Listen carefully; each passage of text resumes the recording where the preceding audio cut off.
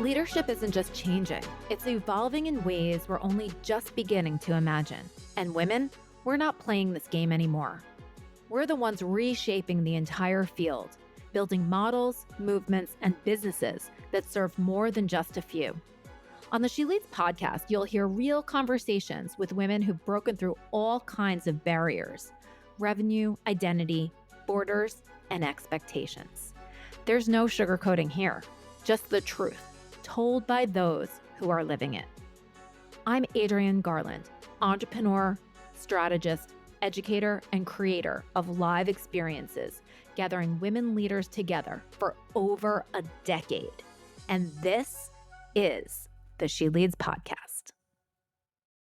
I'm so excited to welcome my next guest.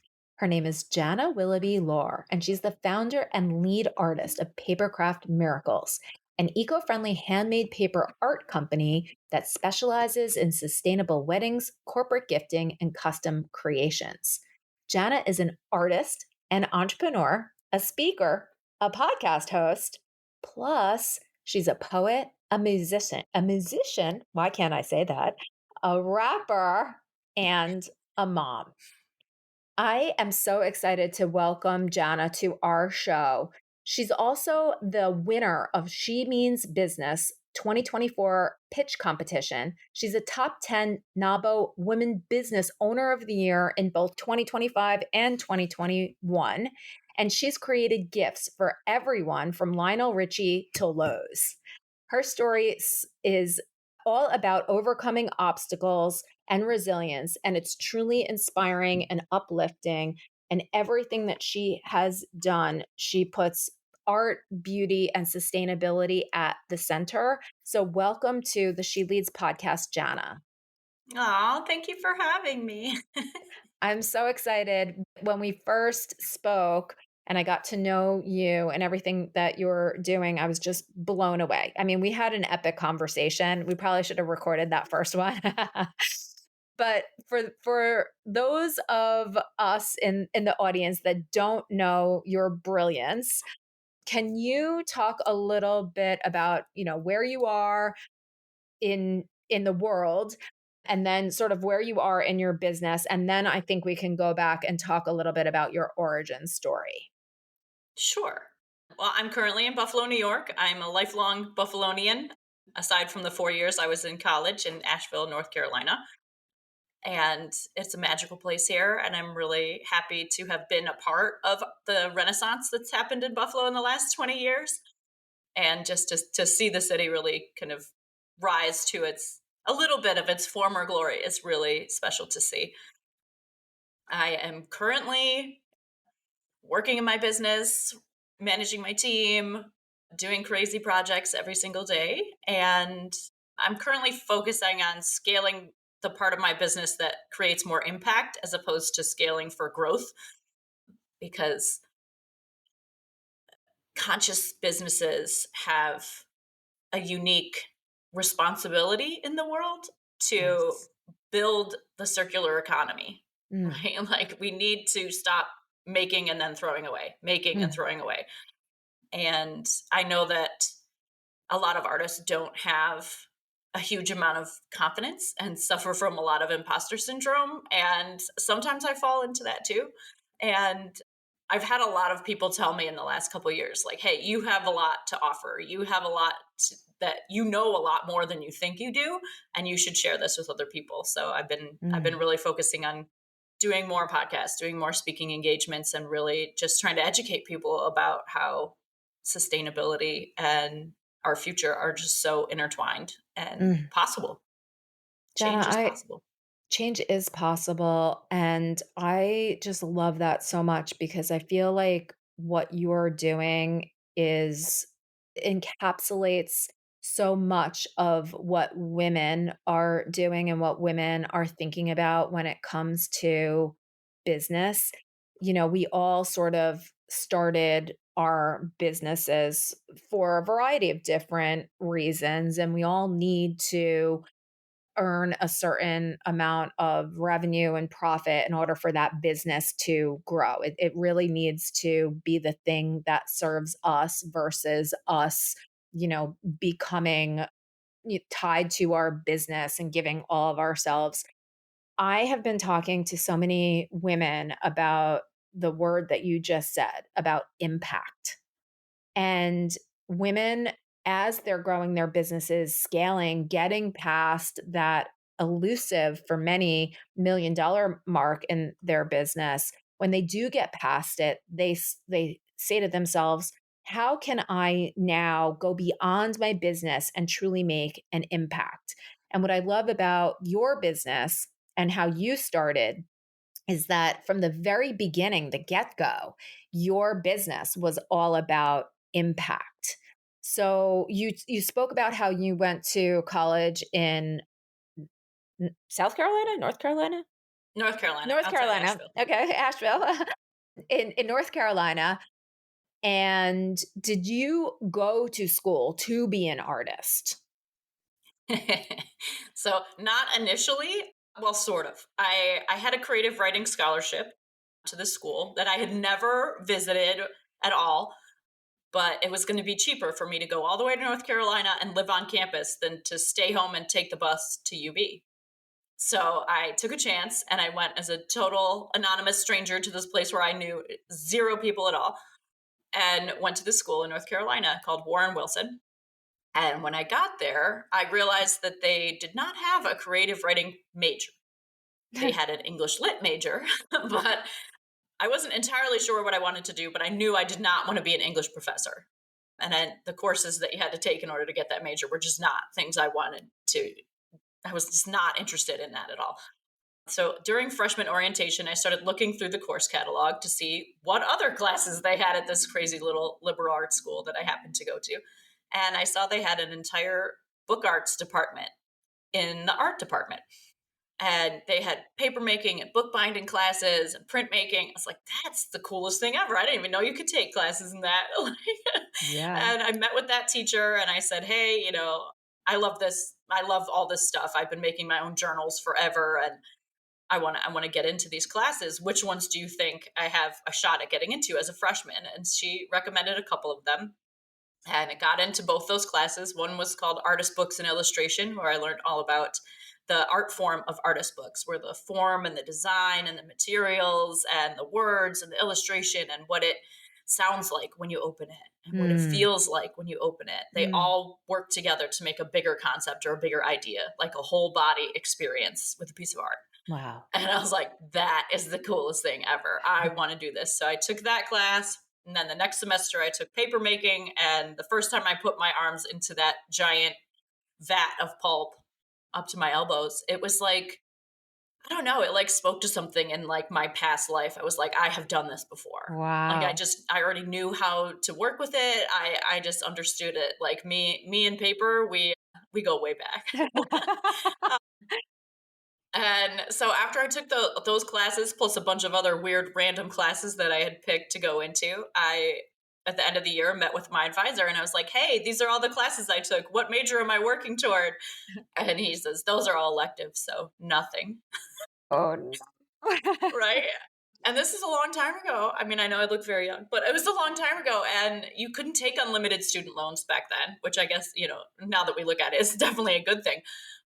But I said to him, I was like, I can't do 5 years. Like, there's no way that I will be able to afford it. They're not going to give me enough loans to do Yeah. that. I don't qualify. So I need this year to count. What am I supposed to do now?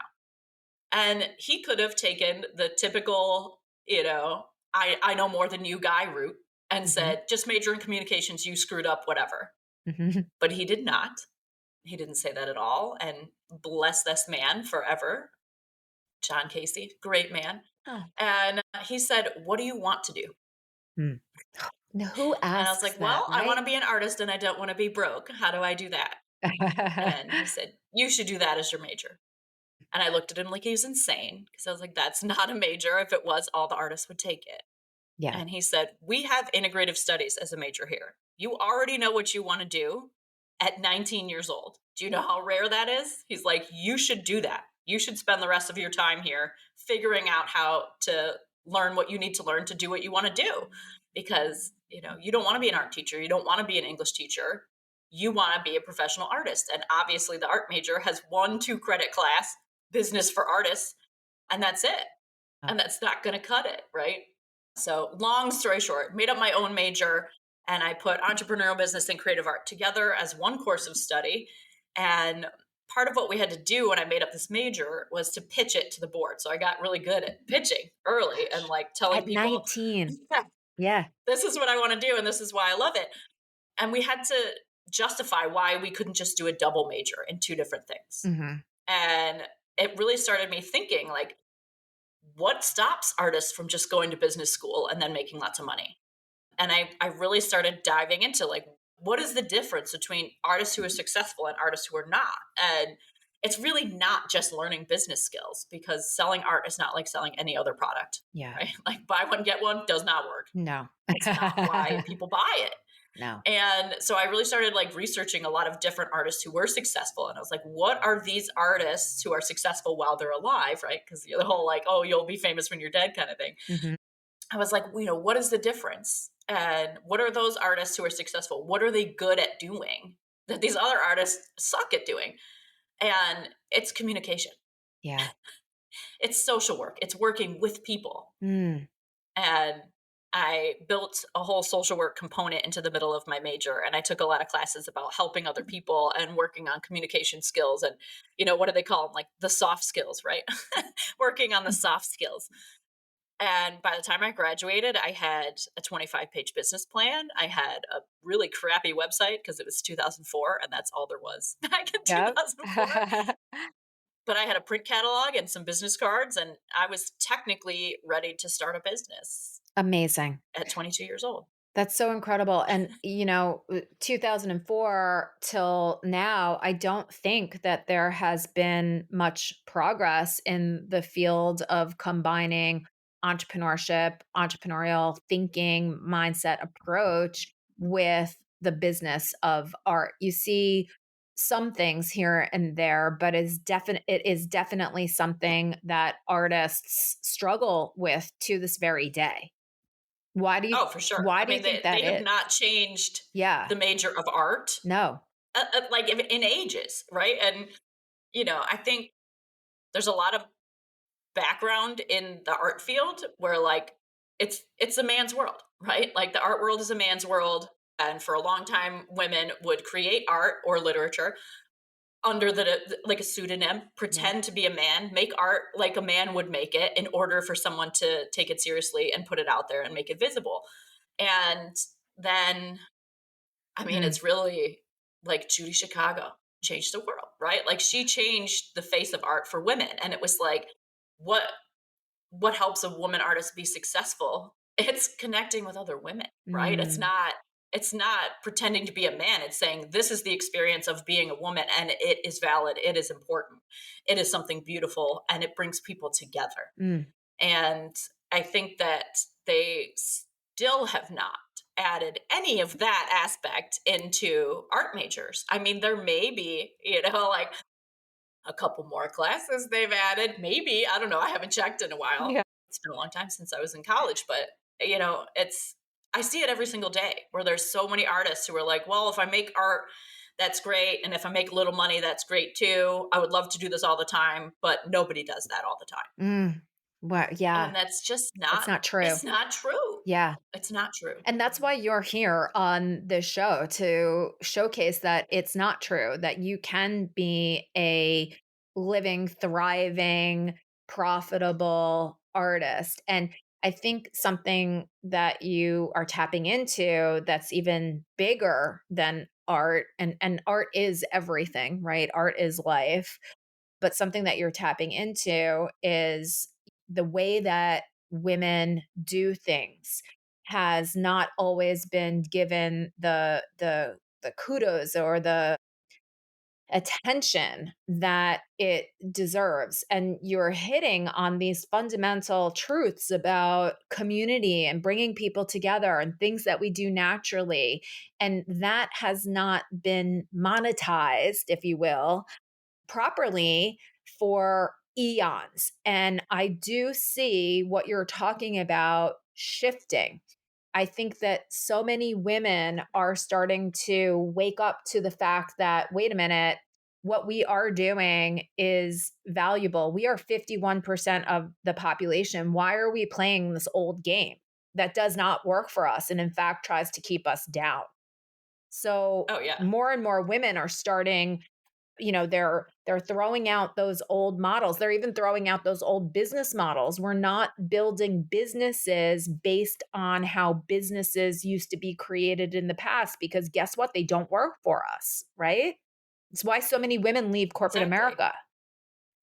Exactly. And like, I mean, I think it's really obvious in our society today that like traditional capitalism does not work for humans. It Humans. does not work for this planet. It Yes. is incapable of surviving in a system where it's supposed to take care of people. Yeah. Capitalism is based on exploitation. Mm. And it's something that, as a conscious business owner, like I'm sure everybody struggles with it every day. Like I've been consistently thinking about that meme of Will Ferrell standing in front of a wildfire being like, anybody want to buy some art? Like, and the world burns behind you, right? And Right.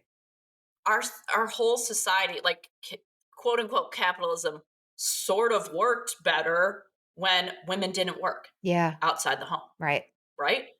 It only quote unquote works when women's unpaid labor is there to support men in capitalism. Wow. And like, here comes the raging feminist in me. Like, it's not, I'm not going to hide it. It's been there for a long time.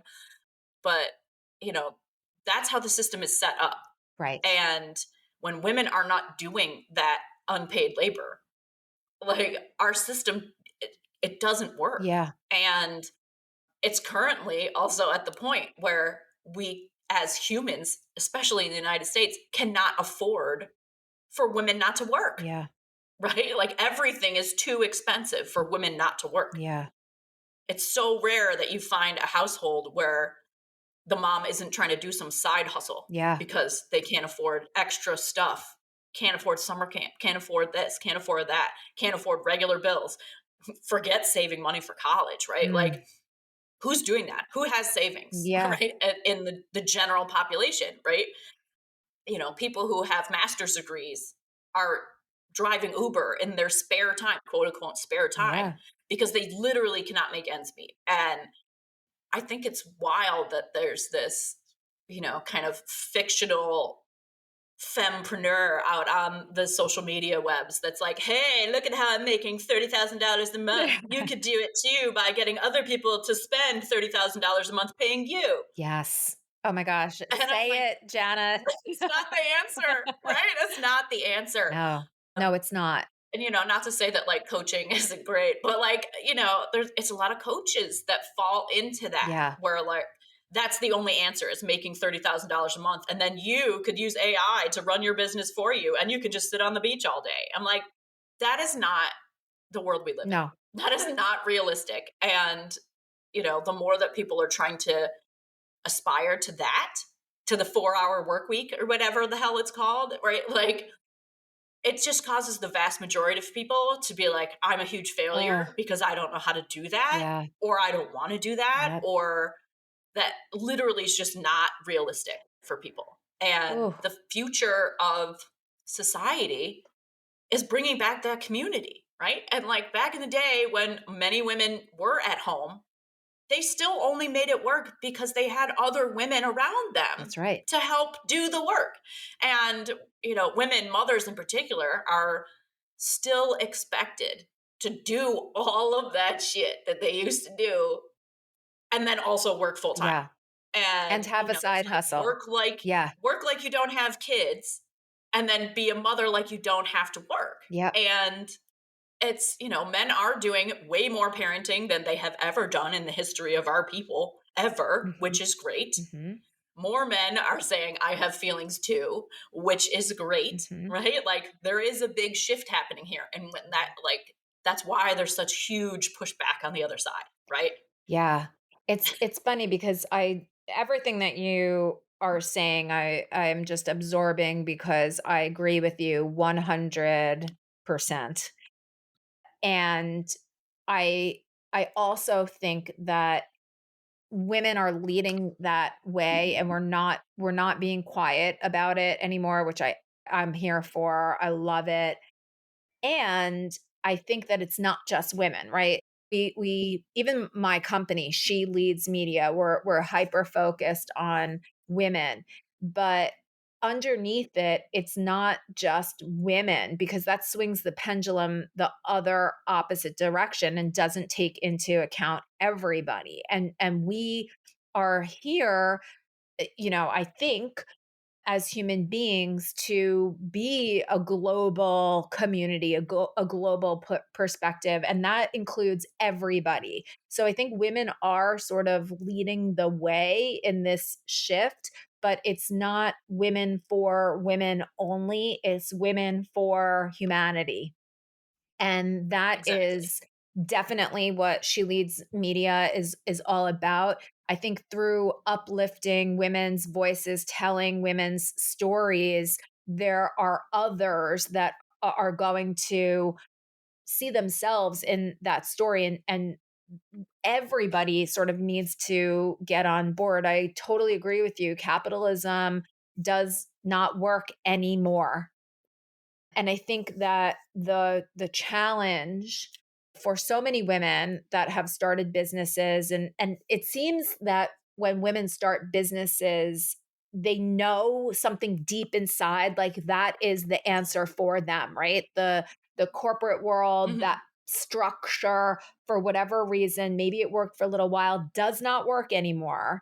And so the conclusion that they come to is, let me take my brilliance, my expertise, my hard won experience and wrap that into a business.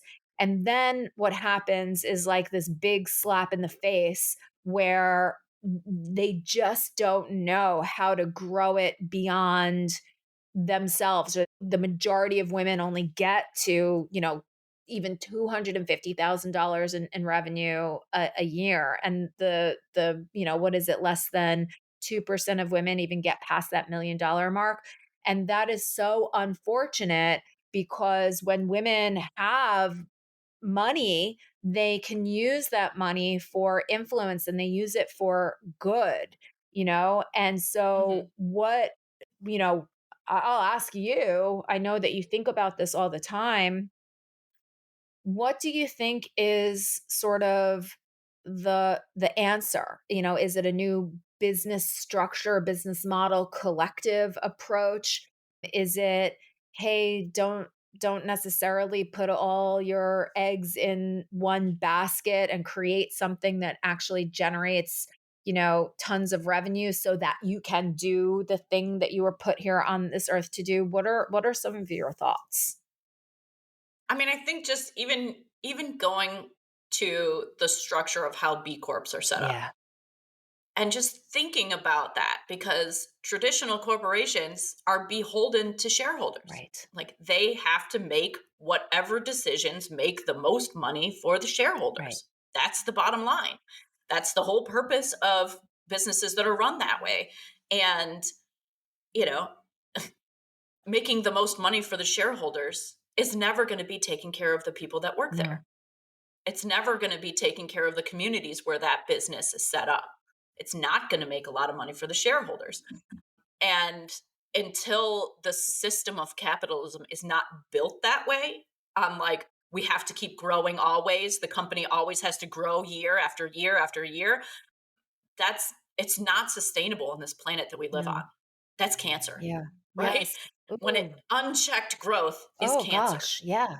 And it's not good for the host, is it? Right? No. Like, right? And so, while yes, you want your business to grow, you want your business to grow sustainably. And if you are growing a company and making shitloads of money while paying your employees garbage and creating tons of waste material and shoving it back into a landfill or selling a product that is inherently bad for the earth or utilizing processes in your production that are inherently bad for people and bad for the earth. And if the only way that you're making money is built on exploitation of people and planet, You're doing it that's not wrong. real No, growth, it's not. right?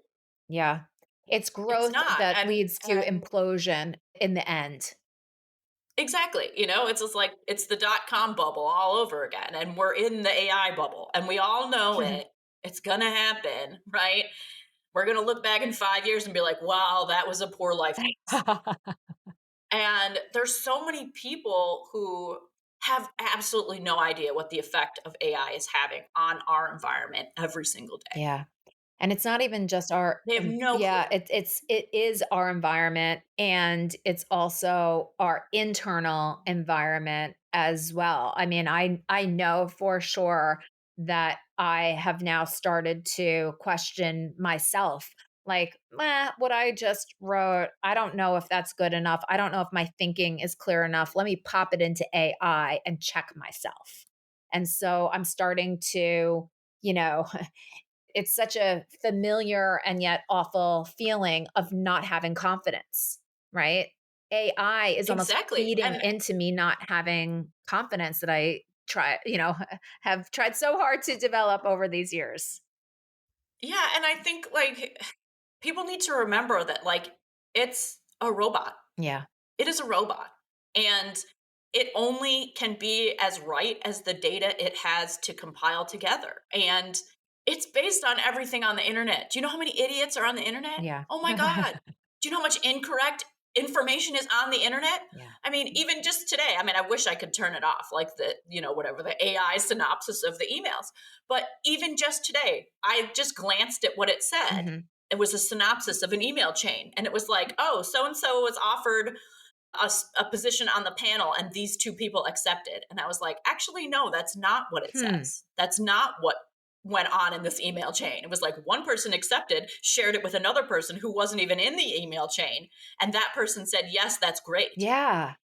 But that's the summary that the robot comes up with because it's only as good as the information that it's put into Yeah. it. And the more crap that people are busting out blog posts and social media posts through AI, all of that crap that's spit out that's based on some things that might be true, but some things that are not true, it just adds like more crap onto the Yeah. internet for it then to process through a more crap. Ugh. And I think in the same way that like when you go to look and buy a pack of cigarettes, it has the warning on the side like this is awful for you and here's why. I think when Yeah. you go on ChatGPT, it should say at the bottom, search responsibly because Mm. when you throw your blog post in there, one session on ChatGPT is pouring out a bottle of water like this Yeah. every single time. Fresh Wow. water. And how much energy is it using? And like when you go on and you create like an image through it, it's so much more. It's so much, it's like 5 gallons of water Oh my for one of gosh. those little figurine images of you as an action figure. Like, is that something that's making the world better? Yeah. No. Yeah. Is there a possibility in AI to change the world for good? Mhm. Yes, but only when it's used in a way that is going to save lots and lots of energy and resources. And I was like, make it have it so the image on my computer screen, tell the printer to select whatever settings it needs to select to make it look like that when it prints the first time. Yeah. That will be a great savings of time and labor and resources and ink and energy. That will be a good use for it. Mm. But that's not something that they're focused on using it Yeah. for. They're taking away the creativity of humans Mhm. and giving that to a robot instead of having the robot do stuff that actually is a waste of time. Right.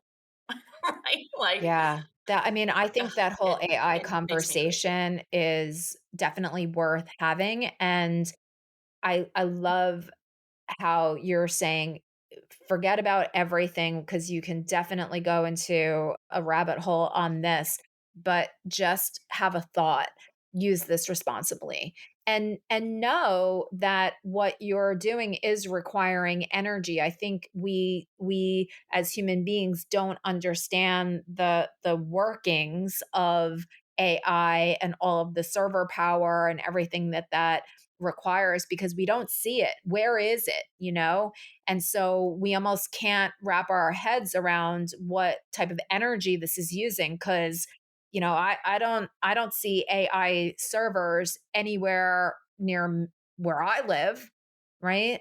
So I do think that just like everything too, right? Be aware of be aware of what you're saying. Be aware of what you're purchasing. be aware of where you're purchasing and know that you as a consumer truly do have power. You have power in your choice and how you spend your money and where you spend your money.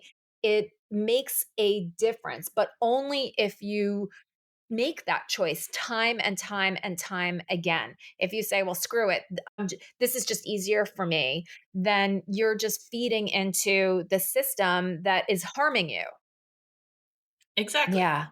Exactly. And it's in some ways, you know, corporate, huge corporations are really difficult to avoid. Yeah. We have run all the mom and pop shops out of Yeah. business to the point where there are certain things that you cannot get unless you go to Target That's or right. go to Amazon or go to Walmart, right? Like you can't get certain things Yeah. anymore without doing that. And because none of these things have any kind of warning label on it, like warning, by purchasing this, you are supporting a company that the owner can have a $50 million wedding and his employees still don't have health Yeah. insurance. Mr. They Amazon. still make so little money that they qualify for food Pathetic. stamps, which is That's insane, pathetic. right? And I think in general, when I mean, they've done all these studies that when women are leading companies, the employees all do Yep. better. Yeah. When you treat employees like people instead of Mhm. robots or Mhm. animals, the company does better because the employees give a crap. Yeah. Like, or, they always say, like, no one wants to work these days. No one wants to work. I'm like, no one wants to be Right. exploited. And now way more people have woken up to the fact that they are cogs in the Yeah. machine. And of course, they don't want to do that. People have no problem working for a company that obviously cares for them and their Yeah. families and Yeah. the earth, like, and people don't realize how, yeah, I think they're just starting to realize now, but like how much their choice of what they choose to spend their money and their time and their efforts on every day affects the whole Yeah. world. I mean, even right now, like it's Prime Day and Amazon sales are down Good. 40%. Yeah. 40%, right? And it could have happened just like this Yeah. last year, but there wasn't a huge social media campaign saying, stop buying stuff here. You don't need to go shopping for Yeah. fun. Yeah. Yeah.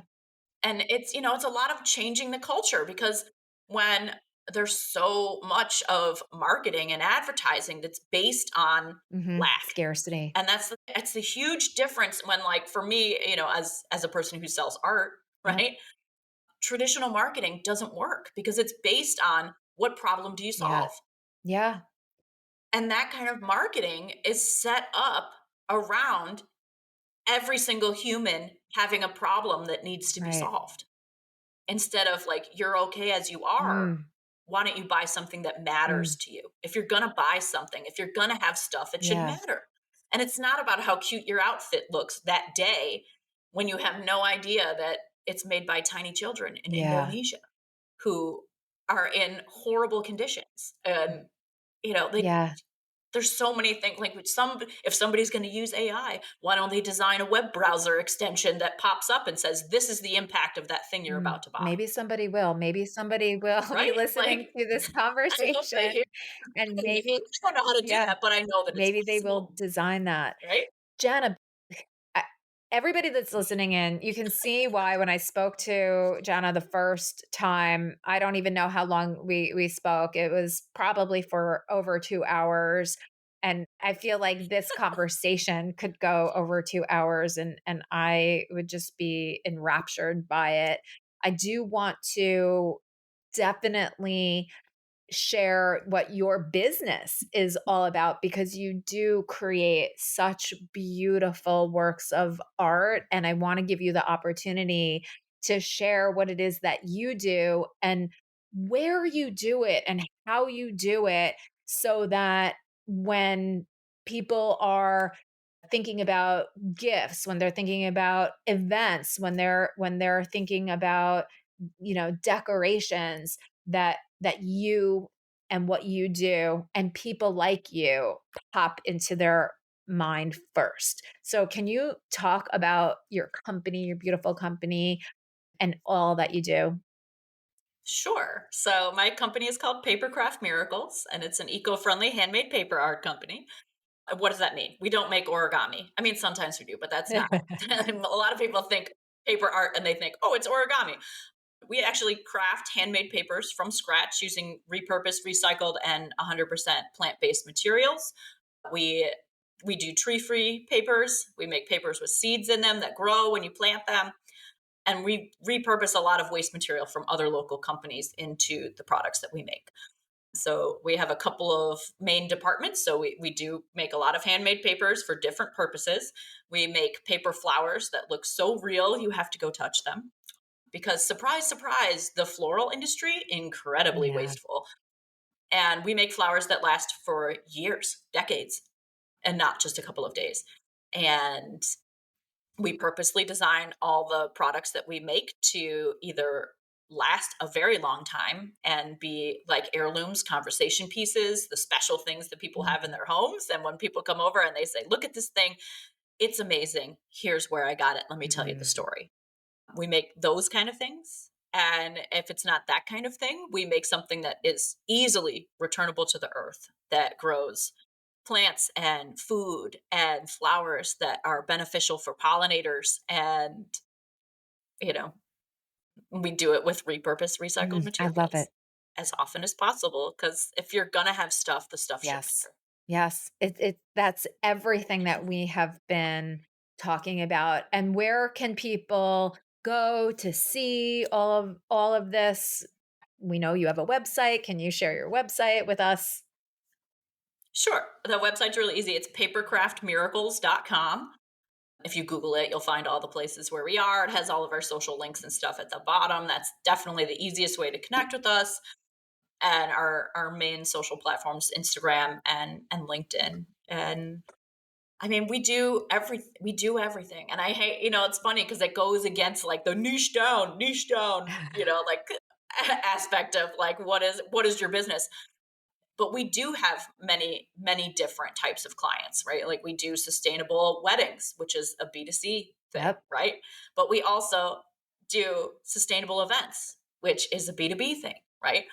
And we work with planners who do all of those different things, and that's technically B2B, but that's B2B2C kind of thing. Yep. So we have that. We have retail products. We sell wholesale of those retail products into other small businesses.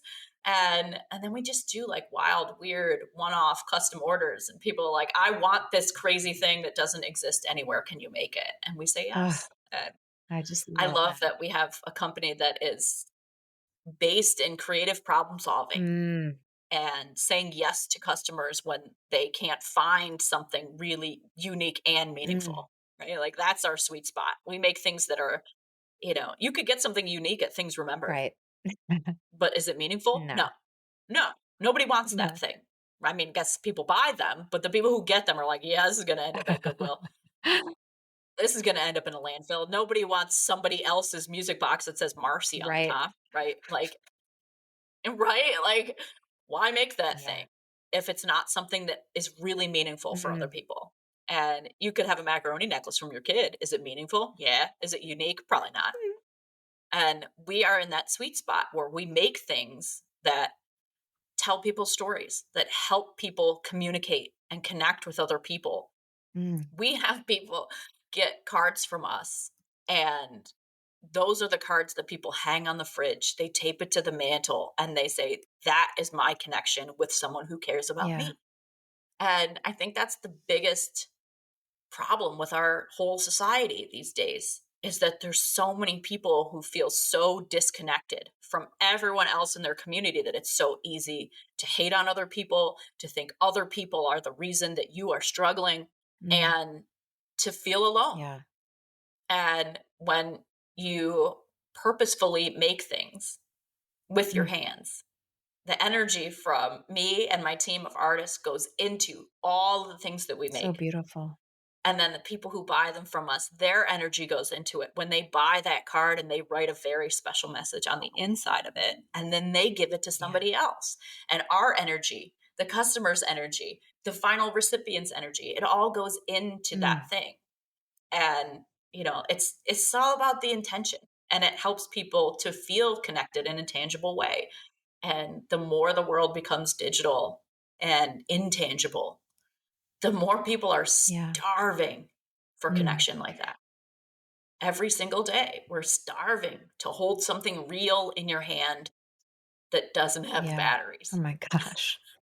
You're so right on. It's so funny. I love cards and just paper and journals and all of it. And I always have since I was young. And I have kept so many cards that are special to me from when I was probably in middle school up until now. And it's not if the card sometimes I keep cards that are really beautiful, but it's not just the card, it is literally what the person has written in the card that makes it so special, and I have boxes and boxes of them because I don't wanna get rid of them, and I look through them, and it's memories that are so deep that taking a picture on my iPhone, it will never have that same emotional resonance as knowing that, my best friend from 7th grade wrote, BFF forever with the heart around it. That sticks with me forever. And so I personally love what you do from the depths of my soul because I know what that feels like. I know what art feels like and what creating something feels like, and it doesn't have to be perfect, but if it's made with intention, if it's made with love, if it's made being informed by knowing, what that person is looking for, there's nothing more special than that. It's love. It's love. Art is love. And that's it. Yeah. Yes. It's like our slogan is like handmade with love and a little bit of Yeah. magic. And, if you don't feel loved by someone, anyone, doesn't need to be a romantic partner. If you don't feel loved and cared for by someone, how do you exist Yeah. in this world? Right? And, when everything is on the internet, Yeah. it's so easy for people to jump in the comments and say some stupid crap Yeah. that they would never, ever, ever say to someone's face. Yeah. And the more people get in the habit of, not supporting each other, not being there for each other, not going to a potluck, not showing up at somebody's house to help them fold laundry because they're totally overwhelmed, right? The more that people are not doing that kind of stuff because they're like, oh, I don't want to impose, or they seem fine online, like we're seeing this huge rise in suicides all over Yep. the place. Suicide, depression, And like, mental health it's, issues. Yeah. And it's all a result. Yeah. anxiety. Yeah. It's a terrible result of this, like, hyper connection that is it's so surface level, it's actually false, it's not truly connection, and we have to do a better job, and I definitely think that women are going to be the ones at the forefront of bringing us back to community and evolved community for sure. We're not gonna go back to homestead days, I don't think, or though you never know with everything that's going on in the world climate-wise and politically and all of that other stuff. But I definitely agree that, women are the ones that are calling things out, that are doing things differently, that are attempting at least to bring people back together, and you're one of them, and I really appreciate you. I really appreciate what you're doing. I love that you're sharing that widely. Keep going. Come on, and this goes for everybody who's listening too. If you are wanting to make an impact, don't think that your voice isn't important. Get out there, put yourself out there, and start in an imperfect sort of way. Even if you've built a super successful company, you might not have gotten yourself out there and your message out there, get it out there. We need to hear it. So, yeah, Exactly. Because, life is life is short. so short. Yeah. It's so short. So, Janna, I want to say thank you so much. I really could spend hours and hours with you, and I probably will. I'm going to probably come up to Buffalo and visit and see your amazing warehouse workshop, everything that you do, and visit Buffalo because I don't even know if I've ever been to Buffalo, and I'm a New Yorker, born and bred, and I don't think I've ever been to Buffalo. So, It's a yes. special place here, the I city of love good it. Well, neighbors. thank you so much. And everybody, please visit the papercraftmiracles.com website and connect with Janna. And thank you so much for listening.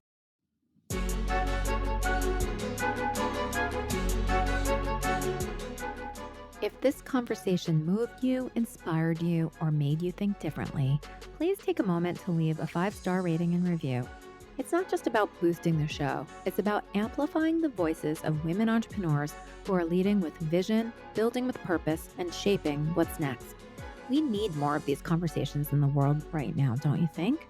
And if someone came to mind while you were listening, someone who matters to you, send this episode to them. If there's something on your mind about leadership, legacy, or what's next, I want to hear it. Head to sheleadsmedia.com/voice and leave a voice memo or note. Your insight might just help shape a future episode. Make sure to follow the show and come back next week for more conversations you won't hear anywhere else. Thank you so much for listening. This is the She Leads Podcast Network.